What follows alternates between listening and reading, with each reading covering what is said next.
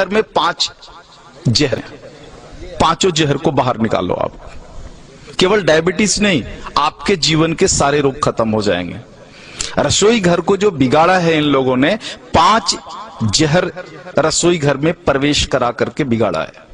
उसमें से उजला आटा यानी गेहूं का आटा, मैदा एक जहर, उजला नमक दूसरा जहर यानी आयोडीन नमक, ये दूसरा जहर है। तो गेहूं छोड़ा तो कहां जाना है? बाजरी, जवारी, मकई, मड़ुआ के पास जाना है, जौ के पास जाना है। उजला नमक अगर छोड़ना है तो कहां जाना है? सेंधा नमक पर जाना है, काला नमक पर जाना है, आपके यहां के सांभर झील के नमक पर जाना है। यह शुद्ध नमक है। तो दूसरा जहर हुआ। तीसरा जो जहर इन्होंने डाला है चीनी। चीनी का पिंड छोड़ो, चीनी बंद कर दो। चीनी की जगह जितनी इच्छा है उतना गुड़ खाओ, भूरा खाओ, खांड खाओ। ये डायबिटीज की अच्छी दवा है। गुड़ डायबिटीज की अच्छी दवाओं में से एक है। हमारे यहां जितने डायबिटीज के मरीजों की चिकित्सा होती है ना, सबको लिख के देता हूं प्रिस्क्रिप्शन पैड पर, प्रतिदिन गुड़ खाओ। हाँ, रसगुल्ला खाने का मन है जरूर खाओ, गुड़ वाला खाओ। जिलेबी खाने का मन है जरूर खाओ, गुड़ वाली जिलेबी खाओ। बालूशाही खाने का मन है, गुड़ वाली खा लो। जितना मीठा खाने का मन है खाओ, गुड़ वाली खा लो। तो तीसरा जो जहर है वो आपका चीनी है। हाँ। और जो चौथा जहर है वो है रिफाइन।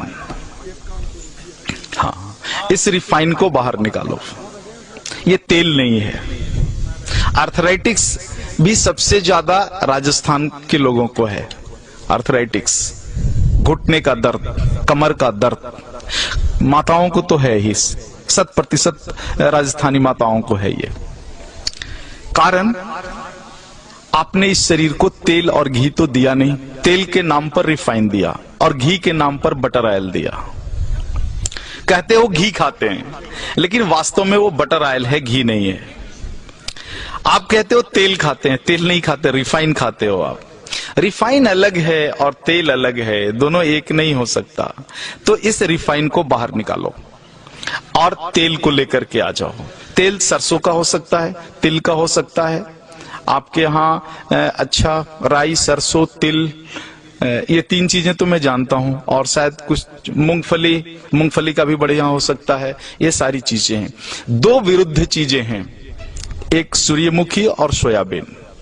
इनके चक्कर में मत पड़ना, ये दोनों खतरनाक हैं। तो इस तरह से रसोई घर से अगर कुछ चीजों को आप बाहर निकाल दो। 2 मॉडर्न चीजें हैं, एक प्रेशर कुकर, हाँ, जो आपके रसोई घर का प्रेत है, प्रेत को बाहर निकालो। हाँ, पकती नहीं अनाज, फटती है अनाज। दाल फटता है, उसमें पकता नहीं है। नीचे से ताप और ऊपर से प्रेशर, तुअर का दाल फट जाता है, पकता नहीं है। पकेगा तो मिट्टी की हांडी में धीरे धीरे, सने सने, धीमी आंच पर ही पकेगा। तुअर का पौधा जितने दिन तक मिट्टी में खड़ा रहता है, उसी हिसाब से समय लेगा हांडी में पकने के लिए। जल्दी कैसे पका लोगे आप? नहीं पका सकते। वो मिट्टी में 10 महीने तक खड़ा रहा है तो 10 मिनट तो लेगा ना चूल्हे पर पकने में। आप फटाफट 2 मिनट में पका लोगे, पकता नहीं, फट जाता है। अनाज को, फटा हुआ अनाज खाओगे तो गड़बड़ तो होगी ही, पका हुआ अनाज खाओ। प्रेशर कुकर में कोई भी अनाज नहीं पकता, केवल फटता है। तो इस प्रेत को बाहर निकाल दो। और दूसरा प्रेत तो कम है, जो है फ्रिज, हाँ, इसको बाहर निकाल दो। शरीर को अग्नि चाहिए। फ्रिज की सारी वस्तुएं शरीर के अग्नि को खराब कर देने वाली है।